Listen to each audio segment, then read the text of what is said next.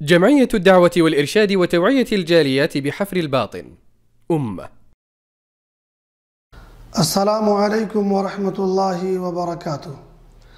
الحمد لله رب العالمين والصلاة والسلام على أشرف الأنبياء والمرسلين نبينا محمد وعلى آله وصحبه أجمعين अमा बाद।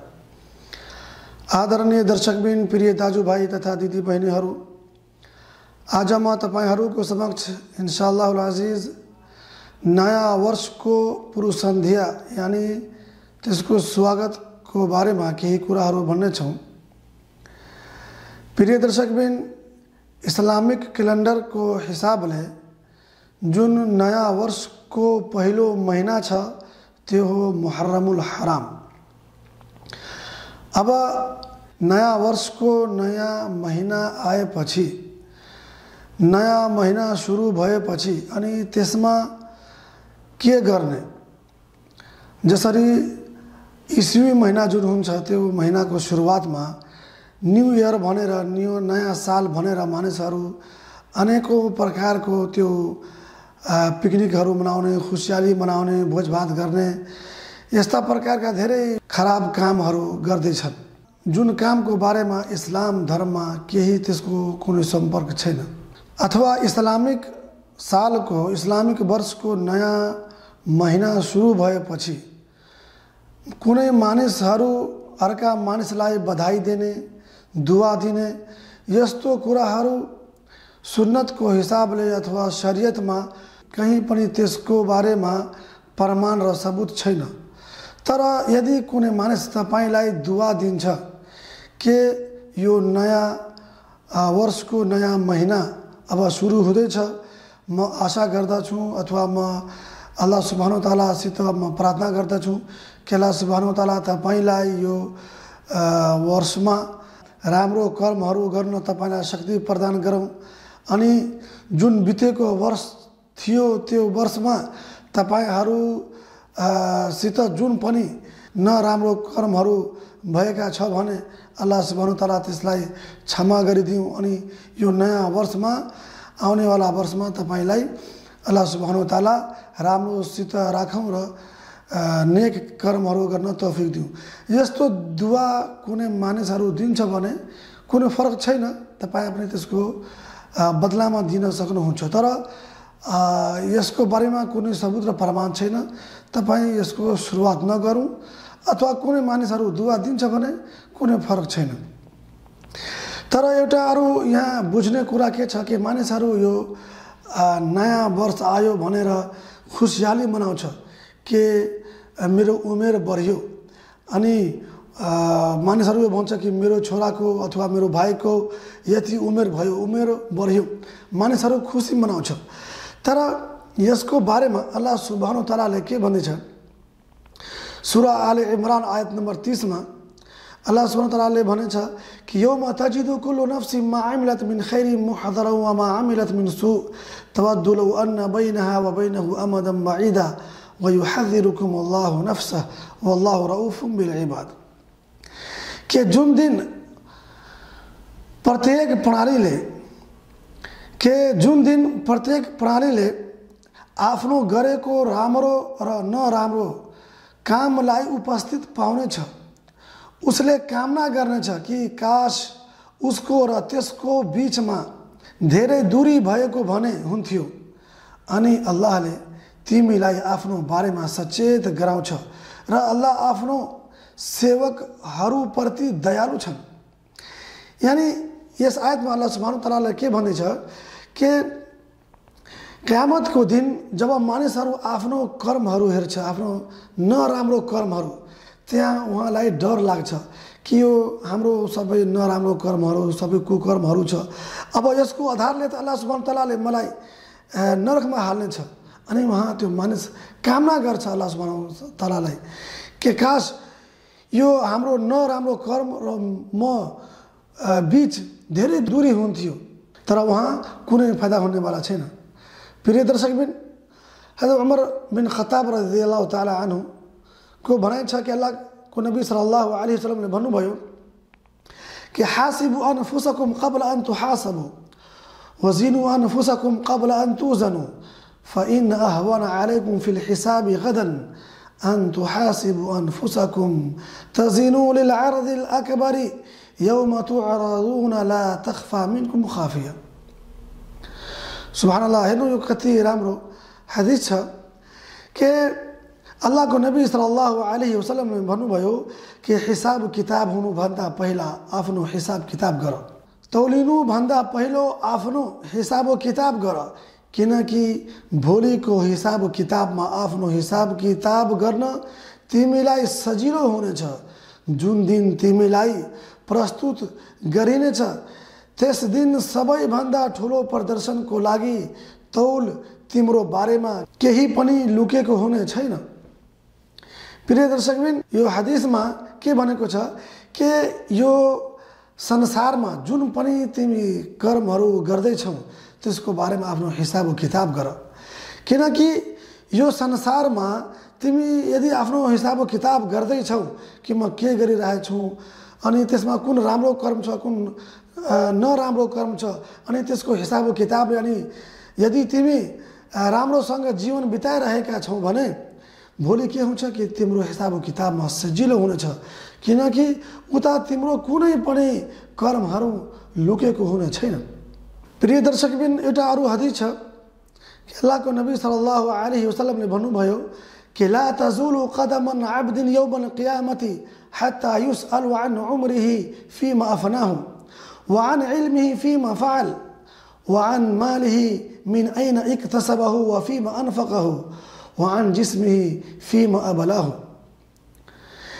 यस हदिसमा भन्नुभयो कि पुरुषार्थको दिन सेवकको खुट्टा त्यति बेलासम्म चलिने छैन जबसम्म उसलाई सोधिँदैन उसको जीवनको बारेमा र उसले उसलाई कसरी बितायो, उसको ज्ञानको बारेमा र उसले त्योसँग के गर्यो, उसको सम्पत्तिको बारेमा कि यो सम्पत्ति कहाँबाट प्राप्त गर्नुभयो अनि कुन काममा यसलाई खर्च गर्नुभयो, अनि त्यसको जीवनको बारेमा कि त्यो आफ्नो जीवनसँग के गर्नुभयो, उसको शरीरको बारेमा कि त्यो आफ्नो शरीरसँग के गर्नुभयो, आफ्नो शरीरलाई कसरी बिताउनु भयो। प्रिय दर्शकबिन, यो जबसम्म मानिसहरू यो सबै प्रश्नको उत्तर दिँदैन भने अनि त्यसको खुट्टा अगाडि हिँड्नेवाला छैन। त्यसको लागि अल्लाह सुब्हानहु तआलाले के भन्दैछ कि हत्ता इदा जाअ अहदहुल मौत क़ाल रब्बि इरजिउनी लअल्ली अअमलु सालिहन फीमा तरक्तु कल्ला इन्नहा कलिमतुन हुवा क़ाइलुहा व मिन वराइहिम बरज़खुन इला यौमिहिम युबअथुन। अल्लाह सुब्हानहु तआलाले यो आयतमा के भनेको छ कि यहाँसम्म कि जब तिनीहरूमध्ये कसैको मृत्यु आउँछ तब उसले भन्छ, हे हाम्रो पालनकर्ता मलाई फेरि पठाउनुहोस् ताकि म आफूले छोडेको काममा सत्कर्म गर्न सकूँ। अल्लाह सुब्हानहु तआलाले के भन्दैछ कि होइन, यो त उसको भनेको एउटा शब्द मात्र हो र तिनीहरूको पछाडि एउटा पर्खाल छ जुन दिनसम्म तिनीहरू पुनरुत्थान हुनेछ। प्रिय दर्शकबिन, मृत्युपछि मानिसहरू उता यो कामना गर्नेछ, अल्लाह सुब्हानहु तआलालाई भन्नेछ कि हे अल्लाह सुब्हानहु तआला मलाई फेरि यो संसारमा पठाइदिऊ ताकि म जुन आफ्नो कर्महरू छोडेर आएको छु म उता गएर म राम्रो राम्रो कर्म गर्छु र सबै गल्ती कर्महरूबाट म बच्छु। तर अल्लाह सुब्हानहु तआलाले भन्दैछ कि होइन, यो त एउटा मात्र एउटा त्यसको यो भनाइ छ तर त्यस्तो हुनेवाला छैन, किनकि प्रिय दर्शक मरेपछि मृत्युपछि फेरि यो संसारमा मानिसहरू फर्किनेवाला छैन। अरू हदिसमा उल्लेख छ हजरत अली रज़ियल्लाहु तआला अन्हुले भन्नुभयो कि इरतहलत दुनिया मुदबिरा वरतहलत आखिरतु मुक़बिला फकुनु मिन अबनाइल आखिरा वला तकुनु मिन अबनाइ दुनिया फ़इन्नल यौमा अमल वला हिसाब वगदन हिसाबुन वला अमल। हजरत अली रज़ियल्लाहु तआला अन्हुको भनाइ छ कि संसार गइसकेको छ र परलोक आइसकेको छ र तिमीहरू संसारको सन्तान नबन, तिमीहरू परलोकको आखिरतको दिनको सन्तान बन। किनकि यो दुनिया, यो संसार कार्यको लागि छ, कर्मको लागि छ। यहाँ कुनै हिसाब किताब छैन, तर मृत्युपछि उता मात्र हिसाब छ, वहाँ कुनै कार्य छैन। यानी त्यसको भनाइ छ कि यो संसारमा तिमीहरू राम्रो राम्रो कर्महरू गर्न सक्छौ, यो संसारमा तिमीहरू सदाचारी बन्न सक्छौ, अनि यो संसारमा आफूलाई यो संसारको सन्तान नबनाऊ, आखिरतको क़यामतको दिनको सन्तान बनाऊ। किनकि उतै जानेछ, मृत्युपछि सबै मानिसलाई उतै जानुपर्छ, उहाँको सन्तान बनाऊ। किनकि यहाँ कर्म छ, हिसाब छैन, तर उता मात्र हिसाब छ। कुनै कार्य र कर्महरू गर्न हामीहरू सक्दैनौँ। अनि प्रिय दर्शक पनि एउटा अरू हदिस عن عبد الله بن عمر رضي الله تعالى عنهما قال أخذ رسول الله صلى الله عليه وسلم بمنكبي فقال كن في الدنيا كأنك غريب أو عابر سبيل. فكان ابن عمر رضي الله عنهما يقول إذا أمسيت فلا تنتظر الصباح وإذا أصبحت فلا تنتظر المساء وخذ من صحتك لمرضك ومن حياتك لموتك. أخرجه البخاري. कि अल्लाहको नबी सल्लल्लाहु अलैहि वसल्लमले मेरो कान्धा समातेर भन्नुभयो कि कुन फी दुनिया के अन्नका गरीबुन औ आबिरु सबिल। यस संसारमा तिमी यसरी रहनुहोस् मानौ तिमी अपरिचित अथवा यात्री हौ। यानी यो संसारलाई यति धेरै महत्त्व नदिऊ कि यही संसारमा हाम्रो सधैँको लागि जीवन छ। किनकि यो संसारमा तिमी एउटा मात्र यात्री जस्तो हो कि अब कहिले यो यात्रा खत्म भइहाल्छ, समाप्त भइहाल्छ, त्यसको बारेमा कुनै मानिसहरू बुझिरहेको छैन। अरू भन्नुभयो कि यदि तिमी साझामा बस्नुहुन्छ भने बिहानको लागि पर्खनु पर्दैन, र यदि तिमी बिहानमा बस्नुहुन्छ भने साझाको लागि पर्खनु पर्दैन। आफ्नो स्वास्थ्यबाट, आफ्नो रोगीको लागि अनि यो टाइमलाई, यो समयलाई महत्त्वपूर्ण जान, र आफ्नो जीवनबाट आफ्नो मृत्युको लागि यो समयलाई महत्त्वपूर्ण जान।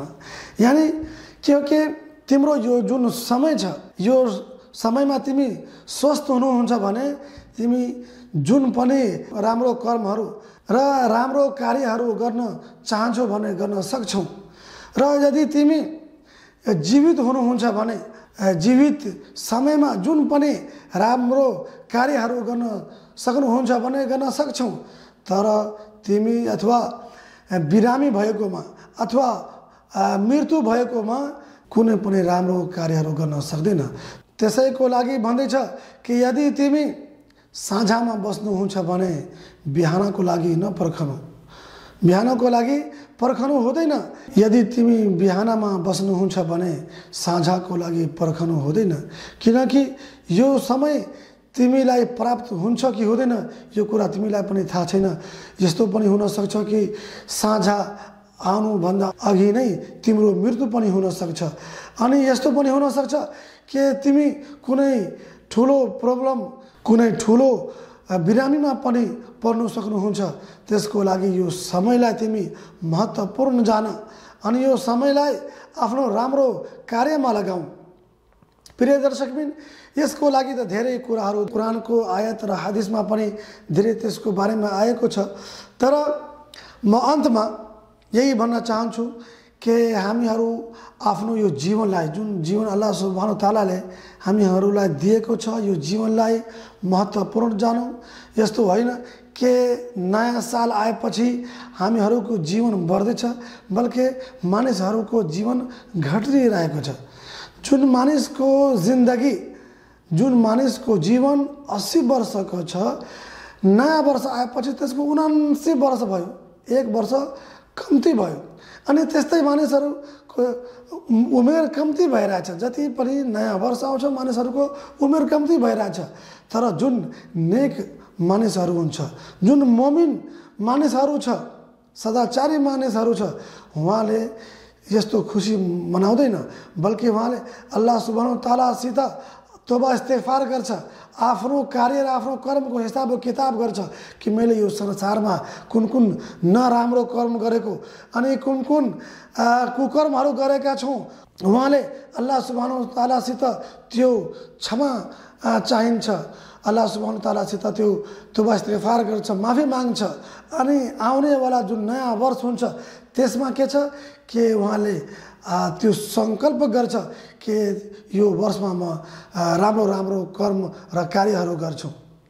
प्रिय दर्शकबिनहरू, अब अन्तमा म अल्लाह सुब्हानहु तआलासित यो प्रार्थना गर्छु कि अल्लाह सुब्हानहु तआला हामी सम्पूर्ण मुस्लिमलाई जुन नयाँ वर्ष अहिले आउनेवाला छ, यो नयाँ वर्षमा हामी सम्पूर्ण मुस्लिमलाई राम्रो कर्महरू गर्न तौफिक दियोस्। अनि यो बितेको जुन वर्ष थियो त्यो वर्षमा जुन पनि नराम्रो कर्महरू, कुकर्महरू अथवा जुन पनि खराब कर्महरू हामीहरूबाट जुन भएको छ, अल्लाह सुब्हानहु तआला त्यो सम्पूर्ण त्यो पापहरूलाई त्यो क्षमा दियो हामीहरूलाई। आमिन। व आखिरु दावाना अनिल हम्दुलिल्लाहि रब्बिल आलमिन। वस्सलामु अलैकुम व रहमतुल्लाहि व बरकातुहू।